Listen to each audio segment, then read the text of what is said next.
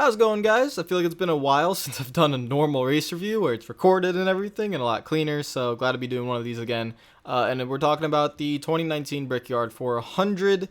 It had 2017 vibes to it, which really nowadays is how you make a good Brickyard 400, because if we don't have a lot of cautions and wrecks, the racing ain't going to be very good. But we had a lot of cautions and we had a lot of wrecks, and the one interesting storyline with good old Jimmie Johnson, that ended a little bit premature, but, you know, it happens. And to be honest, you don't deserve to make the playoffs if you're still behind Ryan Newman in the point standings with 25 races into the season. This is the 7-time champion I'm talking about, right? What the hell is going on? But for Brickyard 400 standards, it was well, when you put it by Brickyard 400 standards, it was one of the good ones, one of the better ones. When you go by any other race, Indianapolis is never usually a good race, but this one had entertainment, so, you know, there's a fine line and a difference between what is a good race and what is entertaining. This one was very entertaining, where I think Bristol and Darlington were both entertaining and good races, so there's the difference there. But this one was just a good show from time to time, and a lot of big wrecks, and so let's talk about that. And the first one, I think it was Landon Castle, who absolutely destroyed the wall. Ricky came on the end of the front straightaway, and that hard shot. I mean, that was one of the hardest hits I've seen when you blow a right front tire and hit the wall, but he was okay, luckily. And I might crap on NASCAR for a lot of things in terms of their race cars and how they race, but there is no denying that they built the safest race car that they possibly can. Well, not possibly can. They probably can build something even safer with more technology. But, yeah, the race cars are incredibly safe. And then we had an incident with Keselowski and Eric Jones. And Eric Jones was just not expecting Keselowski to pinch him down. And we saw this incident happen multiple times throughout the race. We will come back to it when we talk about Jimmie Johnson. But Eric Jones on the bottom of turn 2. By the time you're in turn 2, these cars are kind of up to speed. They're still, you know, still getting up to it, though, with the 550 horsepower. But when you have someone on your outside and have a little bit of issues, and that's what happened to Eric Jones. He got bogged down, got loose, hit Keselowski. Keselowski then goes into the inside wall on his side into the tire barriers. Jones with a hard hit to the outside wall, Keselowski straight to the inside wall. Both are okay, both walk away. But again, another big hit, another big wreck, and right on a restart as well. And we just never seemed to get that long of a green flag run throughout the entire race. You know, once you got to green flag pit stops, usually a caution will come out. There was a good amount of cautions in this race, and that's what you need in a Brickyard 400, because as soon as they get spread out, it is just, and that's not the package's fault. I don't want to hear any talk about, oh, the 550 horsepower package, you know, sucked at it. 750 sucked at Indy. 900 sucked at Indy. They all suck at it. The Indianapolis is not a track for the current Gen 6 car. When I say current Gen 6 car, you need a completely different car that is able to combat certain aero difficulties to make Indy a good race. When NASCAR first came to Indy, I thought you saw some decent racing, but NASCAR had a really decent car with the Gen 4. Once the COT came around, COT was, I don't remember any really memorable races with the COT, but the COT does race better in general than the Gen 6. And then when Gen 6 came along, it doesn't matter what kind of horsepower, what kind of downforce you put on that thing. Speeds are too high, too much aero involvement with the air, and just, you could see it today. After a lap or 2 laps, everyone just spreads out into the same distance from each other. You really just have to really struggle to pass someone. You have to have a really good car to get underneath someone and pass them. But for most of the field, it was just, you just stay behind them and wait for 2 cars to start battling, and maybe they get side by side and you get the run, and that's pretty much all it was. Back to the wreckage, because the wreckage was the good part of the race, and to the sad part of the race as well. Man, this is gonna hurt. To be honest, even with the stage points accumulated, I think Jimmie had 8, Newman had somewhere around like 6, Suarez got a couple as well. Jimmie still needed a gargantuan, is that the word? Gargantuan effort to get into the playoffs. He would have needed Suarez and to finish like outside top 15. He'd need Newman to finish again outside top 15, and knowing where they finished, you know, knowing where they probably could have finished, it didn't seem very likely.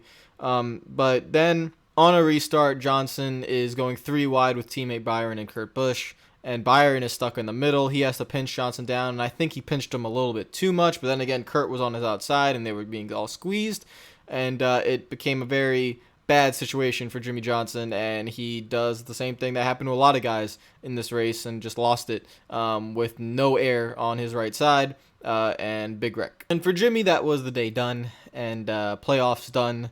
And we'll talk about him more a little bit later when we get to the race results, but it was not a good season, and he has a lot of work to do along with that team. There's been improvements the last few races, but still a lot of work to do to even get close to what he was. We move on. Kyle Larson smacks the inside wall. He's out of the race. Another wreck for Larson in a season that's been very odd. I mean, he's in the playoffs, but he's had I would say a down season for his standards. A few more cautions here and there. We get to the end of the race where NBC's really focusing on the battle between Suarez and Newman to get into the playoffs. Bowyer is pretty much good at this point with where he was running inside the top 10. So it was Suarez and Newman. About 5 points separated them. But not many people can really get into it, I think. Well, in my opinion, I'm not getting into it because, I mean, they haven't done anything all season. This is the problem with the playoff standings. The only reason why we're talking about the playoffs is because Jimmie Johnson is one of the guys that is on that bubble, and he's a 7-time champion, and he's, amazing and all that. But 16 drivers is too much for today. That is more than half of the competitive cars in the field that make the playoffs. It's too much. It's pathetic. Please narrow it down. You don't have to wait till 2021 to narrow down the playoff field. You can narrow it down next year. It's so stupid how many cars get into the playoffs, because I can't care, and I guarantee a lot of you guys cannot care about 16th place getting into the playoffs. It doesn't matter. There's too many drivers getting in. It should be difficult to make it into the playoffs. When you look at the standings, you have Eric Jones, Larson, Blaney, Bowman, 9th, 10th, 11th, 12th. If you take those 4 guys and put them in a playoff battle, that's a lot more entertaining. Elliott and Kurt Busch around there as well. Bigger names, more on the line, a smaller chase, a playoff field heading into the playoffs. That's what it should be. It's not, imagine, it's just, I'm so tired of this sport trying to be stick and ball, and the NBA allows basically half of the teams into the playoffs, and the 8th seed gets swept every single time. There's no point of having 16 teams in the playoffs. The NFL does a little bit better. They don't allow as many teams into the playoffs. But the fact that we even call this the playoffs, how many drivers get in, the when you're in, the format is so stupid. I'm going on a tyrant, and I need to get back on track to the Brickyard 400. Talk about that another day. We haven't even talked about the guy leading the race most of the time because he was the dominant car. On every restart, he picked the outside lane. They'd probably be side by side with whoever he was battling, heading into 3. But because of the downforce, the horsepower, just being able to hang it around the outside, Harvick every single time had the lead, and he dominated the entire race, led 119 laps. Won by about 5 seconds, I think, and they restarted with only like 8 laps to go, and he won by 5 seconds. So, yeah, that car was just stupid fast. It was very, very quick. Larson was challenging him there for a little bit before Larson wrecked out. But Harvick was the class of the field. He wins the Brickyard 400. He is hitting his stride heading into the playoffs, now ranked 4th in the standings, which we'll show in a second, which is good because you need to be in the top 4 to make it a Homestead. Suarez can't beat Newman. Newman makes the playoffs. And let's go to the race results. One name that will probably pop up for you right off the bat is, I haven't mentioned him, is Bubba Wallace. He finished 3rd. Best finish since 2nd in the Daytona 500. So really good for Bubba. The entire weekend, he said his car felt really good. They had a really good feeling about him. So that's a good run for Bubba Wallace. I think Bubba, my personal opinion on him, he needs to improve at short tracks and road courses. But I think every time he shows, or he has the car that has speed to show that he can do something, he does more often than not do it when the car has speed. So that 43 team is not very good. There are a lot of drivers who have a lot of talent that should be in better rides, and Bubba, I think, is one of them, but he still has to improve in certain areas because he doesn't do a lot of wonder for himself at road courses when he makes so many mistakes. And I think in the future, with NASCAR going to more road courses and more short tracks, just to get a little bit better around those areas. But Harvick was your winner. Logano, Byron in 4th. Good run for William, but a lot of Jimmie fans are not happy with him with the incident pinching him down. Byron was in a tough spot. Clint Bowyer, Denny Hamlin, Ryan Blaney, Newman, Elliott, and Menard round out the top 10. Just really normal days for a lot of those guys. It was a wreck fest. I mean, there was a lot of going back and forth, pit strategy going on because of the cautions and everywhere. So hard to tell where everyone was. I know Chase Elliott was a lap down at one point, had to come back, finish the top 10 somehow. Newman was just hovering around trying to get points the entire time. Denny Hamlin started from the back, coming to the front. And Daniel Suarez in 11th, Austin Dillon in 12th. Dillon actually let Suarez go at the end of the race there with only a few laps to go because I think he wanted Suarez to maybe make the playoffs and couldn't get there. Ty Dillon, right behind his brother Austin, in 13th for car number 13. Eric Almirola in 14th. Buescher 15th. Pre 16th. McDowell, DiBenedetto, LaJoie, Reagan around the top 20. And then the rest of the results, one name you will see down here. Truex, there was an incident on pit road that I don't think I talked about. Big early on in the race, this incident on pit road had repercussions for Elliott, for Truex, for Jimmie Johnson, for a lot of these guys. But Truex had a lot of damage on his left front from this incident. That's why he's in 27th. Kurt Busch got caught up with the Jimmie wreck when Jimmie went out there, and Kyle Busch blew up. He had an engine failure that happened right at the end of stage 2. And his day was done. Can't sweep the weekend at Indy. On to the playoff standings. As you can see here, we have Kyle Busch, Denny Hamlin, Truex, Harvick, Logano, Keselowski, Elliott, and Kurt Busch. Rounding out your top 8, Bowman, Jones, Larson, Blaney, Byron, Almirola, Bowyer, Newman. Rounding out the rest. Like I said, I wish it would cut off at Jones, and I wish 11th through 16th wouldn't even be in the playoffs, and that would be much better and much more entertaining and more competitive throughout the entire regular season to get in there. I think there's a massive gap, as you could see from, let's say 6th on, because you can see Keselowski, Logano, Harvick, Truex, Hamlin, Busch. I think all those guys can possibly win the championship. Elliott has been struggling, but he has a good amount of playoff points, but he has been struggling recently. Kurt Busch, I don't know if he's going to have enough speed. Bowman, again, probably not. Eric Jones, probably not. Maybe not. Larson has to win here and there, and then the rest of the guys I just don't think really have a chance. And again, that's just my issue with it's not even that they don't have a chance. It's just for the regular season, I think it would make it a lot more entertaining if we just had big name guys possibly missing out. Kyle Larson is a big name guy, and him missing out on the playoffs would be a big deal, and you would tune in more during the summer to see if he can make it. But that is another debate for another day. Kyle Busch is looking like one of the favorites to make it to Homestead. He's not a lock because, as you see, he is, 17 points ahead of Logano. Logano wins a race. That gap goes away. Busch has one bad race. Next thing you know, he's 10 points behind Keselowski or Elliott.